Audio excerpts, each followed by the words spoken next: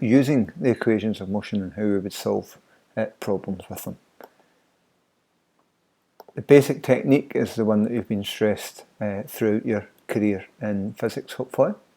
If you write down what you're told in the question and what you're being asked, then that will help you select the right formula. There are other hints here that you might want to write the formulas down, that's up to you. Some people, as soon as they recognise an acceleration, take these 5 letters and write them down straight away, even if it's not ones that they know, and just start filling in. So like they've done here, they've just filled in AVUST. You can make nonsense words up with them. Right? So if you swap the U and the A there, you get UVAST. Some people think of it that way. Others, SUAVT gives you SWAVT. It's just worked for students in the past. And then you would fill in what values you know and put a question mark beside what you're trying to work out. So just standard problem solving technique. Remember though that these are vector quantities, so they could be positive, they could be negative. It's useful to state a positive direction, particularly for problems involving gravity, which could go up and down. I would suggest that you always stick with one way of working, that up is positive, down is negative. In theory, you can change it around for questions as you want, and we'll see in one of their worked examples they do, but I'll show you the way that I would tend to do it. And I think it's just a bit more consistent.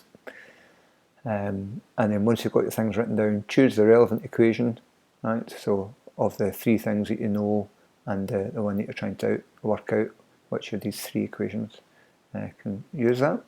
And if you know 3 variables, then you can find the other 2. If you don't know 3, then you're missing something. You need to go back and check the question carefully. It might be some information in words rather than in number form. So let's look at that in practice. So going through the question, there's straight away a word form that starts from rest. Right, so that might be easy to miss out at first reading. Acceleration and time is what we're given as well. So under the list here of variables, they've put acceleration, our value of u, and our value of t, and they've put a question mark beside s. And now when we look at these 4 that we know, what equation has got a, u, s and t in it, well, we'll see that enables us to select the second equation. And then do the usual, 1 mark for selecting the formula, 1 mark for substituting in your values. Right, and just remember please that 0 times t, 0 times 5 in this case is 0, it's not 5, an easy slip to make.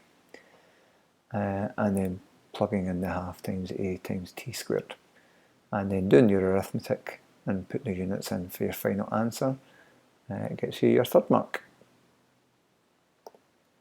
Another problem, a vehicle is travelling at 10 meters per second and starts accelerating. So that means the 10 is the initial speed. That's what it was going at when it started accelerating. What is the final speed after displacement of 50 meters? So A is 3, V is what we're trying to work out, U is 10, S is 50. If you do get V and U mixed up sometimes, it can result in negative signs which might not be appropriate. So you can, as you think about what the minus sign means in a question, that might help you work out if you've mixed them up. And we'll see at the end maybe a bit more with this what I mean. We've got an A, V, U and S, so it's a 3rd formula which links those 4 variables together. Let's substitute what we know and what we're being asked, and we get V squared equals 400. Now everything is going in the same direction in this question, so it's fairly obvious that we're taking the positive route. But when we do get to examples where things are changing direction, so maybe you're throwing an object up and it's coming back down again, remember we could take the negative route. So really it could be V is plus or minus 20. And it's important to think about the problem, think about what's happening to help you work out whether you're dealing with it going up or down, or original direction, opposite direction. But in this case, everything's going in the same direction, so it's just a positive route, which is the answer. 3rd example, right, we've got reduces from 50 to 5, so there's our U and our V, we've got our displacement, and we're being asked for the acceleration. Now it's telling us our velocity reduces, So we would expect that the acceleration here will be negative. And we'll see that coming out. So we've got our v, our u and our s. Selecting the correct equation which links them together, a, v, u and s. Then it's v squared equals u squared plus 2as. I've written the wrong formula in there, but they've done the correct substitution. So they have substitutes for v squared equals u squared plus 2as. Plugged in the values, worked out the squares that they can, so worked out what they can to simplify, done the 2 times 1,000, and then done the rearranging to get a. Now they've missed out steps in there that you could put in to help you with arithmetic, but in terms of marking it's the first line, the second line and the final line which get you the marks. And as we expected, the acceleration here is negative. And I think this is the final one. If we've got, how long does it take for an object to fall 5 metres on Earth? So straight away we don't actually appear to have very much information at all. I know they're sticking with this list of equations every time. That's really up to you. I think given you've got a formula sheet, I don't think that's essential. But right, writing down what we know here, we don't actually know very much. We've got 5 metres, that's how far it fell.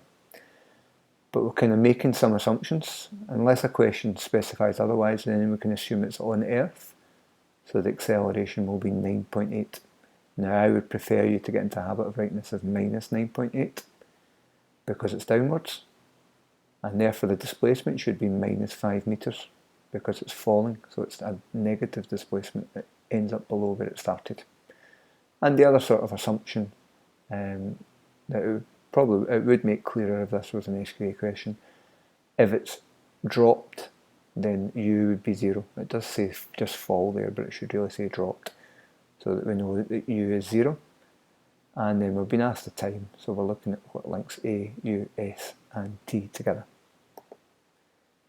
So there's our assumptions specified. The last one, I suppose, there's no significant air resistance, so the object will remain at an acceleration of minus 9.8. And they're going with downward be positive. I would suggest you try and stick to convention that upwards is positive, down is negative. So the formula which links these together is s equals ut plus a half at squared. Substitute in your values and rearrange to get t squared. Remember, don't go straight t squared equals that, t equals that. Don't put all that in one line, take a fresh line once you've worked out what t squared is. A fresh line to work out t. And if we put the s as negative and the a is negative, those minus signs would actually cancel out and you would end up with the same answer. If you ever get to a stage in a calculation where you've got t squared as a negative number, don't just chop off the negative sign. Go back and find out why it's not there, because almost inevitably you'll have made an error of physics if you just carry on and chop off the minus sign. Find out if you've mixed up u and v, or you've missed out a minus sign from s or a or something like that.